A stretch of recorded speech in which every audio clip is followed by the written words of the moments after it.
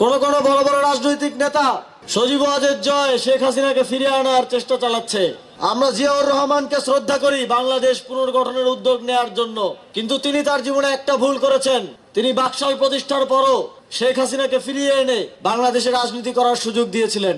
বিগত 17 বছর সেই ভুলের প্রায়শ্চিত্ত বাংলাদেশের প্রত্যেকটি মানুষ দিয়েছে। সেই ভুলের কারণে স্বয়ং জিয়াউর রহমানের পরিবারের বেগম খালেদা জিয়াকে কি কষ্টের জীবন, জেল জীবন যাপন করে মৃত্যুকে বরণ করে নিতে হয়েছে। আওয়ামী লীগের সাথে ষড়যন্ত্র করে 1/11 সময় তারেক রহমানের মেরুদণ্ড ভেঙে দেওয়া হয়েছিল।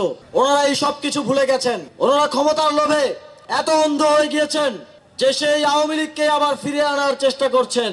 শেখ হাসিনাকে, সজীব ওয়াজেদ জয়কে ফিরিয়ে আনার কোন ধরনের পায়তারা করবেন না। আমরা আপনাদের পাশে আর কখনো থাকবো না যদি আপনারা এই ধরনের ভুল করেন।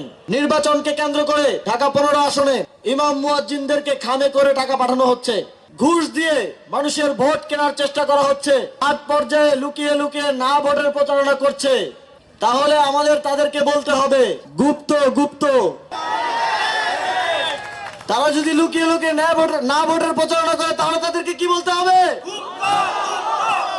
কয়টা টাকার বিনিময়ে কিংবা সাময়িক কোনো প্রাপ্তির বিনিময়ে আপনার ভোটটা বিক্রি করেন, তাহলে বিগত 17 বছরের মতো আগামীর দিনেও হয়তো আপনাকে সন্তান হারা হতে হবে, আগামী দিনেও হয়তো আপনাকে স্বামী হারা হতে হবে, আগামী দিনেও হয়তো আপনাকে ভাই হারা হতে হবে তাদের কাছে, যাদের কাছে আপনি ভোট বিক্রি করছেন। আজ বাংলাদেশের জনগণ সচেতন হয়েছে। আমাদের বিশ্বাস তারা যদি কারো থেকে টাকা নেয়ও, ভোটটা ন্যায় ও ইনসাফের পক্ষে দিবে।